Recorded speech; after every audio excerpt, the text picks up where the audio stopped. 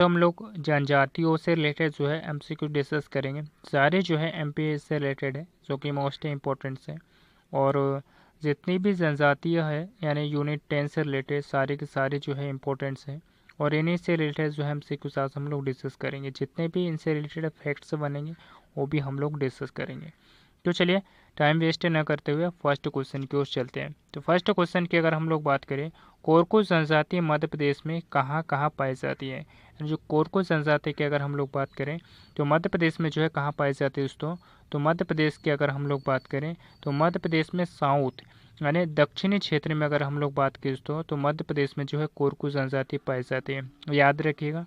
और ये किन किन जिलों में पाई जाती है दोस्तों। तो मध्य प्रदेश के जो है इनके अगर हम लोग बात करें तो ये खंडवा, होशंगाबाद, बैतूल, छिंदवाड़ा और सिवनी इत्यादि जिलों में जो है दोस्तों कोरकू जनजाति पाई जाती है, याद रखिएगा। जो कि वेरी वेरी इंपॉर्टेंट है। कोरकू जनजाति की अगर हम लोग बात करें दोस्तों, तो कोरकू जनजाति का जो अर्थ होता है उसको क्या कहते हैं। तो उसका जो अर्थ है मानवों का समूह होता है दोस्तों। क्या कहा जाता है, तो मानवों का समूह है दोस्तों कोरकू जनजाति का अर्थ है, याद रखिएगा। और ये जो जनजाति है दोस्तों, ये सतपुड़ा के जो पर्वत है यानी सतपुड़ा वाले क्षेत्र में जो है दोस्तों ये जनजातियाँ निवास करती हैं, याद रखिएगा। और ये जो कोरकू जनजाति है ये पोर्टो ऑस्ट्रेलियड मानव समूह का प्रतिनिधित्व करती है, यानी जो पोर्टो ऑस्ट्रेलियड है दोस्तों इस प्रकार की जनजाति है, याद रखिएगा। और इस कोरकू जनजाति के जो मुंडा या कोलोरियन जनजाति के जो उपशाखा है दोस्तों, याद रखिएगा। मुंडा और कोलरियन जो जनजाति है उसकी एक जो है उपशाखा है ये कोरकू जनजाति, याद रखिएगा। और जो राजपूतों को अपना पूर्वज मानती है दोस्तों, ये कौन सी जनजाति, ये कोरकू जनजाति जो है ये राजपूतों को जो है अपना जो है पूर्वज मानती है, याद रखिएगा। जो कि वेरी वेरी इंपॉर्टेंट है। और इनकी उपजातियों की अगर हम लोग बात करें यानी कोरकू जनजाति की जो उपजातियों की अगर हम लोग बात करें तो इसके जो उपजाति है दोस्तों बोवई इसकी उपजाति है, कौन सी है, बोवई है, इसकी बोवई उपजातियाँ है। पठारिया इसकी उपजातियाँ है, पठारिया हो गई। दुलारिया इसकी उपजाति है, दुलारिया। मोमाती, मोमासी इसकी जो है इसकी उपजाति है। बवारी इसकी उपजाति है, याद रखिएगा बवारी। रोमा जो है इसकी उपजातियाँ है। नहाला इसकी जो है उपजाति है, नहाला। और इसके बाद में बोड़ोया, बोड़ोया भी जो है इसकी उपजाति है। फिर से मैं आप लोगों को एक बार बता देता हूँ कि इसकी जो उपजाति है वो कौन कौन सी है। तो इसकी उपजातियों की अगर हम लोग बात करें कोरकू जनजाति की तो कौन कौन सी है। बोवई जो है इसकी उपजातियाँ है दोस्तों। और उसके बाद में पठारिया इसकी उपजातियाँ हैं। उसके बाद में दुलारिया हो गई, मोतासी और बवारी। उसके बाद में रोमा इसकी उपजातियाँ हो गई। और नहाला बोड़ोया, नहाला बोड़ोया, याद रखिएगा इसकी ये उपजातियाँ है, ठीक है। और इनके अगर हम लोग बात करें कोरकू जनजाति की तो इसमें समगोत्रीय विवाह जो है प्रचलित होता है। और इनके त्योहारों की अगर हम लोग बात करें तो चैत बैसाख और गुड़ी पाड़वा, अखातीस, देव दशहरा और चैत डोडवली और श्रावण में जो जीरोती होते हैं दोस्तों ये इनके कोरकू के जो है वो त्यौहार है, मतलब कोरकू जनजाति के त्यौहार है, याद रखिएगा। फाल्गुन भी जो है यानी फागुन भी जो है त्यौहार मनाती है, ठीक है। तो ये सभी पॉइंट्स है जो आप लोग याद रखिएगा। उसका जो राइट ऑप्शन क्या हो जाएगा फर्स्ट क्वेश्चन का, तो ए जो है इसका राइट ऑप्शन हो जाएगा। नेक्स्ट क्वेश्चन देखते हैं, निम्न में से कौन सा जोड़ा बेमेल है, यानी निम्नलिखित में से अगर हम लोग बात करें दोस्तों तो कौन सा जोड़ा है दोस्तों जो कि बेमेल है। तो इसमें से जो बेमेल जोड़ा है वो कौन सा है, तो अमलाई। अमलाई की अगर हम लोग बात करें तो कागज कारखाना स्थित दोस्तों अमलाई में, जो कि राइट ऑप्शन है। भीमबेटिका की अगर हम लोग बात करें तो भीमबेटिका में जो है दोस्तों मैंगनीज नहीं होता है। भीमबेटिका की अगर हम लोग बात करें तो जो भीमबेटिका दोस्तों वो रायसेन ज़िले में, कौन से ज़िले में है, तो ये रायसेन ज़िले में है भीमबेटिका, याद रखिएगा। और ये भीमबेटिका जो है दोस्तों एक पुरातात्विक स्थल है, याद रखिएगा, जो कि वेरी वेरी इंपॉर्टेंट है। और ये रायसेन ज़िले में स्थित है। और इसकी अगर हम लोग बात करें तो इसको जो है यूनेस्को साइट से में जो है कब शामिल किया गया था भीमबेटिका को, तो 2003 में जो है इसे शामिल किया गया था, याद रखिएगा। और मझगांव, मझगांव जो कि हीरा उत्पादन के लिए प्रसिद्ध है दोस्तों, और ये किस जिले में स्थित है, तो ये पन्ना जिले में है, याद रखिएगा। बोलाडीला के खाने यानी जो बेलाडीला के जो खाने हैं ये लोहा अयस्क के उत्पादन से संबंधित है, याद रखिएगा। तो इसका जो राइट ऑप्शन है वो क्या हो जाएगा, इसका राइट ऑप्शन जो है वो बी हो जाएगा, ठीक है, यानी ये गलत कथन है। नेक्स्ट क्वेश्चन देखते हैं, यानी थर्ड क्वेश्चन, मध्य प्रदेश की कौन सी सिंचाई परियोजना राज्य की प्रथम अंतर्घाटी परियोजना है दोस्तों, यानी मध्य प्रदेश की कौन सी सिंचाई परियोजना है जो कि राज्य की प्रथम अंतर्घाटी सिंचाई परियोजना है दोस्तों, तो ये चोरल सिंचाई परियोजना की अगर हम लोग बात करें दोस्तों, ये मध्य प्रदेश की प्रथम अंतर्घाटी जो है वो सिंचाई परियोजना है, याद रखिएगा, जो कि वेरी वेरी इंपॉर्टेंट से है। नेक्स्ट क्वेश्चन देखते हैं, मध्य प्रदेश की सर्वाधिक ऊंची चोटी, यानी जो मध्य प्रदेश की सर्वाधिक ऊंची चोटी है इसकी ऊंचाई कितनी दोस्तों, तो 1350 मीटर है। निम्नलिखित में से किस भाग का हिस्सा है दोस्तों, तो ये जो है सतपुड़ा मेकल श्रेणी का हिस्सा है दोस्तों, याद रखिएगा। और ये किस तहसील में आता है, तो ये पचमढ़ी तहसील में आता है दोस्तों, याद रखिएगा, पचमढ़ी तहसील में आता है। और ज़िले की अगर हम लोग बात करें तो होशंगाबाद ज़िले में आता है, याद रखिएगा, होशंगाबाद ज़िले में आता है पचमढ़ी तहसील। पचमढ़ी तहसील के जो चोटी है दोस्तों महादेव श्रेणी, महादेव श्रेणी इसकी चोटी है। इसी की सबसे ऊंची चोटी है दोस्तों ये धूपगढ़ की चोटी, और मध्य प्रदेश की भी सबसे ऊंची चोटी है ये धूपगढ़, जिसकी ऊंचाई कितनी है, 1350 मीटर है। नेक्स्ट क्वेश्चन देखते हैं, क्वेश्चन 5वां, सिक्योरिटी पेपर मिल जो है वो कहाँ पर स्थित है, यानी सिक्योरिटी पेपर मिल से की अगर हम लोग बात करें तो ये होशंगाबाद में स्थित है। कहाँ पर स्थित है, सिक्योरिटी पेपर मिल से जो है वो होशंगाबाद में स्थित है, और होशंगाबाद जो है वो नर्मदा नदी के किनारे स्थित है, याद रखिएगा। अमलाई की अगर हम लोग बात करें दोस्तों, तो यहाँ पे जो है कागज़ कारखाना स्थित है। कौन सा कारखाना स्थित है, तो यहाँ पे जो है कागज़ कारखाना स्थित है अमलाई में। देवास की अगर हम लोग बात करें तो यहाँ पे नोट जो छापने का कारखाना है, नोट प्रिंटिंग प्रेस का कारखाना है दोस्तों, यहाँ पे याद रखिएगा। और देवास की अगर हम लोग बात करें तो देवास में जो है दोस्तों 5 के नोट, 10 के नोट, 20 के नोट, 50 के, 100 के और 500 के नोट, यानी 5 के नोट हो गए, 10 के नोट हो गए, 20 के नोट हो गए, 50 के, 100 के और 500 के, यहाँ पे जो है देवास में छपते हैं, याद रखिएगा।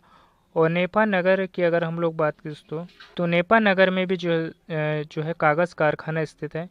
और ये कहाँ पर है नेपा नगर, तो ये बुरहानपुर ज़िले में आता है। कहाँ पर आता है, तो ये बुरहानपुर ज़िले में आता है, याद रखिएगा।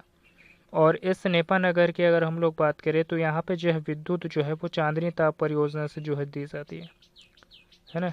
नेक्स्ट क्वेश्चन देखते हैं, मध्य प्रदेश का क्षेत्रफल कुल कितने वर्ग किलोमीटर में है, यानी जो मध्य प्रदेश का जो क्षेत्रफल है वो कितने वर्ग किलोमीटर में है जो फैला हुआ है दोस्तों, तो 3,08,000 वर्ग किलोमीटर में जो है फैला हुआ है, याद रखिएगा, जो कि वेरी वेरी इंपॉर्टेंट से है। जो कि देश के जो कंट्री है हमारी भारत, जो कि देश के कुल क्षेत्रफल का जो है वह कितना परसेंट है, ये तो 9.38% दोस्तों, याद रखिएगा, 9.38% है। और मध्य प्रदेश की अगर हम लोग बात करें तो क्षेत्रफल की दृष्टि से जो है मध्य प्रदेश कौन से स्थान पर आता है, तो ये दूसरे नंबर पे आता है, और पहले नंबर पे आता है राजस्थान, याद रखिएगा, पहले नंबर पे आता है राजस्थान, दूसरे नंबर पे आता है मध्य प्रदेश और तीसरे नंबर पे आता है महाराष्ट्र, याद रखिएगा, क्षेत्रफल की दृष्टि से। अगला क्वेश्चन देखते हैं, पूर्वाग्रह नामक मासिक पत्रिका किस संस्था द्वारा जो है प्रकाशित की जाती है, तो पूर्वाग्रह नामक जो मासिक पत्रिका दोस्तों किस संस्था द्वारा जो है प्रकाशित की जाती है, तो ये भारत भवन द्वारा जो है प्रकाशित की जाती है, याद रखिएगा। और भारत भवन की अगर हम लोग बात करें तो ये कहाँ पर स्थित है दोस्तों, तो ये भोपाल ज़िले में स्थित है, ठीक है। तो इसका जो राइट ऑप्शन है वो क्या हो जाएगा, तो इसका राइट ऑप्शन है वो डी हो जाएगा। कालिदास एकेडमी की अगर हम लोग बात करें तो ये उज्जैन जिले में स्थित है। कहाँ पर स्थित है, तो उज्जैन जिले में स्थित है। नेक्स्ट क्वेश्चन देखते हैं, मध्य प्रदेश में भारत की जनसंख्या का जो है वो कितना परसेंट निवास करती है, तो मध्य प्रदेश में अगर हम लोग बात करें तो भारत की जनसंख्या का जो है वो कितना परसेंट जो है वो निवास करती है, तो ये भारत की जो जनसंख्या का जो है दोस्तों 6% जो है वो निवास करती है। कितना निवास करती है, तो 6% जो है वो निवास करती है। तो हमारा जो राइट ऑप्शन है वो क्या हो जाएगा, हमारा जो राइट ऑप्शन है वो बी हो जाएगा, ठीक है। और 2011 के जनगणना के अनुसार भारत में जो है वो स्थान कौन सा है, तो ये 6ठा स्थान है, याद रखिएगा। लेकिन तेलंगाना के गठन के बाद आपको पूछ ले कि भारत में जो है मध्य प्रदेश का कौन सा स्थान है, तो ये 5वां स्थान है, याद रखिएगा, 5वां स्थान है, ठीक है, जनसंख्या में। और मध्य प्रदेश का जो जनसंख्या घनत्व कितना है, तो मध्य प्रदेश का जो जनसंख्या घनत्व है 236 प्रति व्यक्ति वर्ग किलोमीटर दोस्तों। कितना है? 236 वर्ग प्रति वर्ग किलोमीटर दोस्तों, याद रखिएगा। यानी मध्य प्रदेश का जनसंख्या घनत्व। और जनसंख्या घनत्व की दृष्टि से भारत में जो मध्य प्रदेश का स्थान है वो कौन सा है? तो जनसंख्या में जो है मतलब 17वां स्थान है, याद रखिएगा। अगला क्वेश्चन देखते हैं 9वां। सतपुड़ा राष्ट्रीय उद्यान किस लिए प्रसिद्ध है? यानी जो सतपुड़ा राष्ट्रीय उद्यान की अगर हम लोग बात करें दोस्तों, तो ये कृष्ण मृगों के लिए जो है प्रसिद्ध है। तो इसका जो बी ऑप्शन है वो राइट हो जाएगा। और ये किस जिले में आता है दोस्तों सतपुड़ा राष्ट्रीय उद्यान? तो ये होशंगाबाद जिले में। किस जिले में है? तो ये होशंगाबाद जिले में है सतपुड़ा राष्ट्रीय उद्यान। और ये कब स्थापित किया गया था? तो ये 1981 में जो है स्थापित किया गया था सतपुड़ा राष्ट्रीय उद्यान। और इसके क्षेत्रफल की अगर हम लोग बात करें तो इसका जो क्षेत्रफल है 528.729 वर्ग किलोमीटर जो है दोस्तों इसका क्षेत्रफल, याद रखिएगा। और इसे प्रोजेक्ट टाइगर में जो है वो कब शामिल किया गया था सतपुड़ा राष्ट्रीय उद्यान को? तो इसे जो प्रोजेक्ट टाइगर में जो है 1999 में जो है इसे शामिल किया गया था। और यहाँ पर जो है दोस्तों कृष्ण मृगों की जो है जनसंख्या बहुत ही अधिक पाई जाती है सतपुड़ा राष्ट्रीय उद्यान में, जो कि होशंगाबाद जिले में स्थित है। और यहाँ पे अगर हम लोग बात करें तो यहाँ पे जो है दोस्तों इंडियन बाइसन गौर पक्षी पाया जाता है यहाँ पे, याद रखिएगा, जो कि वेरी वेरी इंपॉर्टेंट है। इंडियन बाइसन एक पक्षी होता है दोस्तों जिसे गौर भी कहा जाता है, वो जो कि सतपुड़ा राष्ट्रीय उद्यान में जो है वो पाया जाता है, याद रखिएगा। और यहाँ पे बहुत से, जैसे कि मैं आपको बताना चाहूँगा, जैसे कि बाघ, तेंदुआ, गौर, चीतल, सांबर, इस प्रकार के जो है पशु जो पक्षी मतलब पाए जाते हैं। और साल, बाज, सागौन, इस प्रकार के जो है वृक्ष भी जो है यहाँ पे पाए जाते हैं सतपुड़ा राष्ट्रीय उद्यान में। और ये मध्य प्रदेश का जो है प्रथम बायोस्फीयर रिजर्व भी है दोस्तों, याद रखिएगा, जो कि पचमढ़ी घोषित किया गया है। ठीक है, नेक्स्ट क्वेश्चन देखते हैं। नेक्स्ट क्वेश्चन की अगर हम लोग बात करें 10वां क्वेश्चन, मालवा के पठार की जो नदियाँ है निम्नलिखित में से कौन सी है? मालवा के पठार की नदियों की अगर हम लोग बात करें दोस्तों, तो मालवा के पठार से जो है वो कौन कौन सी नदियाँ निकली हैं? तो मालवा के पठार से जो है वो चंबल नदी निकलती है, याद रखिएगा। कौन सी नदी निकलती है? चंबल नदी निकलती है। क्षिप्रा नदी भी जो है निकलती है। काली सिंध नदी भी जो है यहाँ से निकलती है, याद रखिएगा। ठीक है, तो इसका जो राइट ऑप्शन है वो क्या हो जाएगा? तो इसका जो राइट ऑप्शन है वो डी ऑप्शन जो है इसका राइट हो जाएगा। यहाँ से क्षिप्रा, चंबल, काली सिंध। नेक्स्ट क्वेश्चन देखते हैं 11वां क्वेश्चन। बरना नदी की नहरों से जो है वो किस जिले में सिंचाई की जाती है? तो बरना नदी की जो नहरों से जो है वो किस जिले में सिंचाई की जाती है? तो ये रायसेन जिले में सिंचाई की जाती है। और बरना परियोजना भी जो है दोस्तों रायसेन जिले में स्थित है। इसके अगर हम लोग बात करें रायसेन जिले की, तो रायसेन जिले का जो कुमरा गाँव है दोस्तों, रायसेन जिले का जो कुमरा गाँव है, यहाँ से जो है बेतवा नदी निकली है। कौन सी नदी निकलती है दोस्तों? यहाँ से जो है बेतवा नदी निकलती है रायसेन जिले के कुमरा गांव से। और रायसेन जिले में जो है राता पानी अभ्यारण्य भी स्थित है। कौन सा अभ्यारण्य है? तो राता पानी अभ्यारण्य जो है वो रायसेन जिले में स्थित है, याद रखिएगा। और इसके स्थापना की अगर हम लोग बात करें तो इसकी स्थापना जो है 1976 में की गई थी, वो भी रायसेन जिले में। ठीक है, इसका क्षेत्रफल की अगर हम लोग बात करें रातापानी अभ्यारण्य की, तो इसका जो क्षेत्रफल 907 वर्ग किलोमीटर, याद रखिएगा, 907 वर्ग किलोमीटर है। और मध्य प्रदेश की एक बात बताना चाहूँगा आप लोगों को दोस्तों, कि मध्य प्रदेश में जो है 11 राष्ट्रीय उद्यान है। मध्य प्रदेश में जो है 11 राष्ट्रीय उद्यान है और 24 अभ्यारण्य है। 11 राष्ट्रीय उद्यान है, 24 अभ्यारण्य है और 7 टाइगर रिजर्व दोस्तों मध्य प्रदेश में।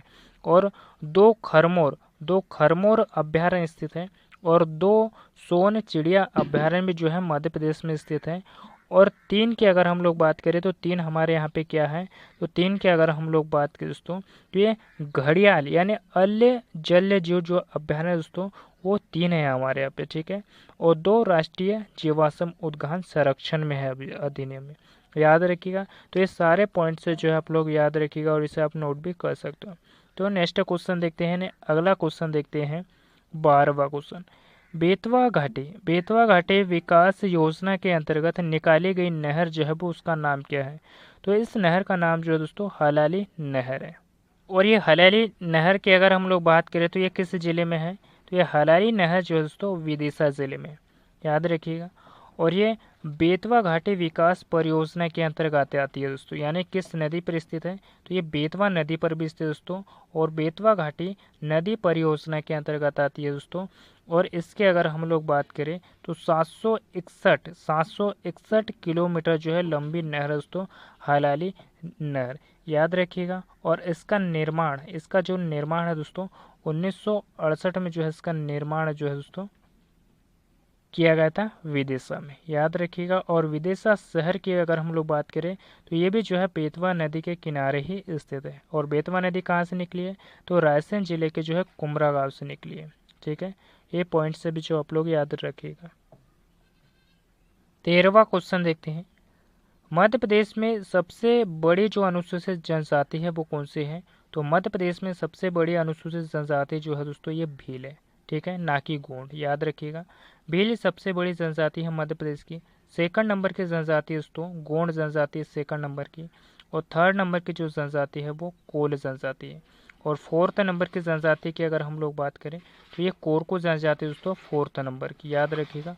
और 5वें नंबर की जनजाति जो है कौन सी है, तो ये सहरिया जनजाति है। और ये सभी जनजातियाँ जो है सभी मध्य प्रदेश की है, याद रखिएगा। नेक्स्ट क्वेश्चन देखते हैं 14वां क्वेश्चन, मध्य प्रदेश में हर 12 साल में कुंभ का मेला जो है वो कहाँ पर लगता है, तो हर 12 साल में एक बार जो है दोस्तों कुंभ का मेला कहाँ पर लगता है, तो ये उज्जैन शहर में लगता है, याद रखिएगा, मध्य प्रदेश में।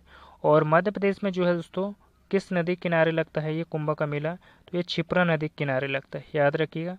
और यहाँ जो है महाकालेश्वर का मंदिर भी जो है दोस्तों यहाँ पर स्थित है उज्जैन जिले में, जो कि शिव के लिए प्रसिद्ध है। और ये ज्योतिर्लिंग है दोस्तों, क्या है, ज्योतिर्लिंग है। लेकिन आपसे ये पूछ ले कि मध्य प्रदेश में जो है वो कितनी ज्योतिर्लिंग है दोस्तों, तो मध्य प्रदेश में 2 ज्योतिर्लिंग है। मध्य प्रदेश में कितनी ज्योतिर्लिंग है, तो मध्य प्रदेश में जो है वो 2 ज्योतिर्लिंग है। एक ज्योतिर्लिंग जो कि उज्जैन जिले में स्थित दोस्तों, और एक ओमकारेश्वर में स्थित है। उज्जैन में जो है क्षिप्रा नदी के किनारे स्थित है। और ओमकारेश्वर में अगर आपसे पूछ लें तो ये नर्मदा नदी के किनारे है दोस्तों। और इस ओमकारेश्वर को जो है मनधाता नगरी के नाम से भी जाना जाता है। किस नगरी के नाम से जाना जाता है, तो मनधाता नगरी के नाम से भी जाना जाता है। और ओमकारेश्वर जो है वो खंडवा जिले के में आता है। किस जिले में आता है, तो ये खंडवा जिले में आता है दोस्तों ओमकारेश्वर, ठीक है, याद रखिएगा। चित्रकूट की अगर हम लोग बात करें दोस्तों, तो ये चित्रकूट जो है सतना ज़िले में आता है। किस ज़िले में आता है, तो सतना ज़िले में आता है। सांची के स्तूप की अगर हम लोग बात करें तो सांची का स्तूप जो है दोस्तों रायसेन जिले में आता है। कहाँ पे आता है, तो ये रायसेन जिले में आता है। और ये बौद्ध धर्म से संबंधित दोस्तों, याद रखिएगा किस धर्म से संबंधित है, तो जो सांची का स्तूप है ये बौद्ध धर्म से संबंधित है। और इसका निर्माण जो है दोस्तों किसने करवाया था, तो इसका निर्माण जो है वो अशोक ने करवाया था। और अशोक जो है वो किस धर्म से संबंधित है, तो ये मौर्य वंश से संबंधित है, याद रखिएगा, मौर्य वंश से संबंधित है अशोक, है ना। बाद में जाके इसने भी जो है बौद्ध धर्म जो है अपना लिया था अशोक ने, ठीक है, याद रखिएगा। और सांची की अगर हम लोग बात करें तो सांची जो है रायसेन जिले में स्थित है। और इसको जो है यूनेस्को साइट से में जो कब शामिल किया गया था सांची को, तो 1989 में शामिल किया गया था, याद रखिएगा। और सांची की जो खोज है वो झांसी की खोज जो है किसने की थी, तो 1818 में जो है दोस्तों किसने की थी, तो जनरल टेलर ने की थी दोस्तों, याद रखिएगा किसने की थी सांची के स्तूप की खोज, तो जनरल टेलर ने जो है 1818 में की थी। तो ये सभी फैक्ट्स जो है आप लोग याद रखिएगा सांची से रिलेटेड, जो कि मोस्ट इंपॉर्टेंट है। नेक्स्ट क्वेश्चन देखते हैं। अगला क्वेश्चन की अगर हम लोग बात करें 15, निम्नलिखित में से कौन सा युग्म जो है वो असत्य है, तो इनमें से आपको बताना है कि कौन सा कथन जो है वो गलत है। तो देखते हैं, इलेक्ट्रॉनिक कॉम्प्लेक्स की अगर हम लोग बात करें दोस्तों तो ये इंदौर जिले में स्थित है। कृषि कॉम्प्लेक्स की अगर हम लोग बात करें तो ये जो है छिंदवाड़ा जिले में स्थित है। हाईटेक टेक कॉम्प्लेक्स जो है वो ग्वालियर जिले में स्थित नहीं है दोस्तों, याद रखिएगा। चर्म कॉम्प्लेक्स ये देवास जिले में स्थित है। तो इसका जो राइट ऑप्शन है वो क्या हो जाएगा, सी। नेक्स्ट क्वेश्चन देखते हैं, मध्य प्रदेश का सबसे अधिक निचला क्षेत्र जो है वो कौन सा है, तो मध्य प्रदेश का सबसे अधिक जो निचला क्षेत्र है वो कौन सा है, तो ये बघेलखंड है, याद रखिएगा। यानी जो बघेलखंड का जो पठार है दोस्तों सबसे अधिक निचला क्षेत्र है। 17वां क्वेश्चन देखते हैं, भोपाल की विशाल झील किस राजा द्वारा बनाई गई थी, तो भोपाल की जो विशाल झील है दोस्तों किस राजा द्वारा जो है बनाई गई थी, तो इसके अगर हम लोग बात करें तो ये होशंग शाह द्वारा जो है बनाई गई थी भोपाल की जो विशाल झील, याद रखिएगा। अगला क्वेश्चन देखते हैं, मध्य प्रदेश की सीमा कितने प्रदेशों के साथ जुड़ी हुई है, यानी जो मध्य प्रदेश की जो सीमा है वो कितने राज्यों के साथ में जुड़े है दोस्तों, तो ये 5 राज्यों के साथ में जुड़ी है मध्य प्रदेश की सीमा। तो वो कौन कौन से राज्य है, उत्तर प्रदेश है, राजस्थान है, महाराष्ट्र है और छत्तीसगढ़ है और गुजरात। इन राज्यों से जो है दोस्तों मध्य प्रदेश की सीमा लगती है 5 राज्यों से, उत्तर प्रदेश, राजस्थान, महाराष्ट्र, छत्तीसगढ़ और गुजरात। लेकिन आपको ये पूछ ले कि मध्य प्रदेश की सबसे लंबी सीमा जो है वो किस राज्य से लगती है ना, सबसे ज़्यादा सीमा जो है वो किस राज्य से लगती है, तो उत्तर प्रदेश से।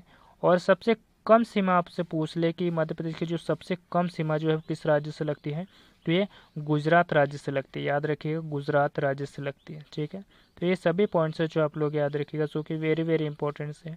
और मध्य प्रदेश से जो कर्क रेखा है, मध्य प्रदेश से जो कर्क रेखा है वो कितने राज्यों के साथ, मतलब कितने ज़िले जो है, कितने ज़िलों से होकर गुजरती है कर्क रेखा, तो 14 ज़िलों से होकर। और भारत के जो है वो कितने राज्यों से होकर गुजरती है, तो ये भारत के जो है वो 8 राज्यों से होकर गुजरती है ये कर्क रेखा। याद रखिएगा कि वेरी वेरी इंपॉर्टेंट है। तो इसका जो राइट ऑप्शन है वो क्या हो जाएगा, तो इसका राइट ऑप्शन जो है वो 5 हो जाएगा।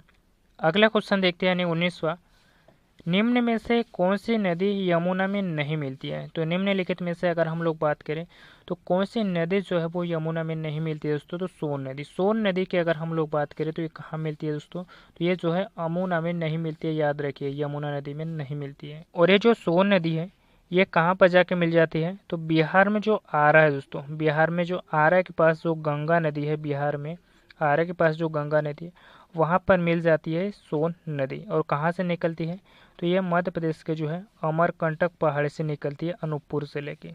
तो ये पॉइंट्स जो आप लोग याद रखिएगा। और अमरकंटक से जो है दोस्तों सोन नदी नहीं बल्कि सोन नदी भी निकलती है, और यहाँ से जो है अमरकंटक से जो है वो नर्मदा नदी भी निकलती है। उसके बाद में जोहिला नदी भी जो है अमरकंटक से निकलती है। यानी 3 नदियाँ जो है मध्य प्रदेश की, 3 नदियों का जो उद्गम है वो अमरकंटक से होता है। ठीक है, बेतवा नदी की अगर हम लोग बात करें तो जो बेतवा नदी है इसका उद्गम जो है रायसेन जिले के जो है कुमरा गांव से हुआ है। याद रखिएगा, रायसेन जिले के कुमरा गांव से हुआ है बेतवा नदी का उद्गम। चंबल नदी की अगर हम लोग बात करें तो चंबल नदी का जो उद्गम है यह मालवा के पठार से जो है निकलती है चंबल नदी। और इस चंबल नदी की अगर हम लोग बात करें तो इंदौर के पास में जाना पाव पहाड़ी है दोस्तों, इंदौर के पास में जाना पाव पहाड़ी है, यहाँ से जो है ये चंबल नदी निकलती है। काली सिंध नदी, काली सिंध नदी की अगर हम लोग बात करें दोस्तों, काली सिंध नदी की, तो ये देवास जिले का जो बागली गांव है, देवास जिले का जो बागली गांव है दोस्तों, वहाँ से निकलती है ये काली सिंध नदी। याद रखिएगा, काली सिंध नदी। और ये जो काली सिंध नदी है ये चंबल नदी में जाके मिल जाती है। काली सिंध नदी जो है चंबल नदी में जाके मिल जाती है। चंबल नदी की अगर हम लोग बात करें तो ये यमुना नदी में मिल जाती है। चंबल नदी जो है यमुना नदी में मिल जाती है। और बेतवा नदी की अगर हम लोग बात करें, ये भी जो नदी है ये भी यमुना नदी में जो है मिल जाती है, उत्तर प्रदेश के पास में। नेक्स्ट क्वेश्चन देखते हैं, मध्य प्रदेश में विधानसभा सीटों की जो कुल संख्या है वो कितनी है। तो मध्य प्रदेश में जो विधानसभा सीटों की जो संख्या है वो 230 है। लेकिन आपको जो है कभी कभी ऑप्शन में जो है दोस्तों 231 भी जो है आप लोगों को पूछ लिया जाता है, क्योंकि एक जो है वो मनोनीत भी किया जाता है। तो आप लोग याद रखिएगा। और मध्य प्रदेश में जो राज्यसभा सीटें है वो कितनी है, तो 11 है मध्य प्रदेश में राज्यसभा सीटें। और लोकसभा सीटें कितनी है मध्य प्रदेश में, तो 29 है, जिसमें अभी चुनाव हुआ है वर्तमान में। ठीक है, याद रखिएगा, जो कि वेरी वेरी इंपॉर्टेंट है। और 29 यानी 29 की 29 सीटें जो है मध्य प्रदेश में जो है वो जीती गई है भाजपा द्वारा। ये सभी फैक्ट्स जो आप लोग याद रखिएगा, जो कि आपको एग्ज़ाम में जो है पूछा जा सकता है। ठीक है, तो एग्ज़ाम की दृष्टि से सभी के सभी जितने भी मैंने आप लोगों को MCQs करवाए हैं सारे के सारे इंपॉर्टेंट्स है एग्ज़ाम की दृष्टि से, है ना। याद रखिएगा, अपने दोस्तों के साथ भी शेयर कीजिएगा इस वीडियो को, ताकि उन लोगों की भी जो हेल्प हो सके। और आप लोग इस चैनल पे पहली बार आए हो तो इस चैनल को भी सब्सक्राइब कर लीजिएगा, क्योंकि मैं आप लोगों के लिए इतनी मेहनत करता हूँ, तो प्लीज़ सब्सक्राइब कर लिया करो। दोस्तों के साथ भी शेयर कीजिएगा इस वीडियो को, ताकि उन लोगों की भी हेल्प हो सके। मिलते हैं किसी नेक्स्ट टॉपिक पे, धन्यवाद।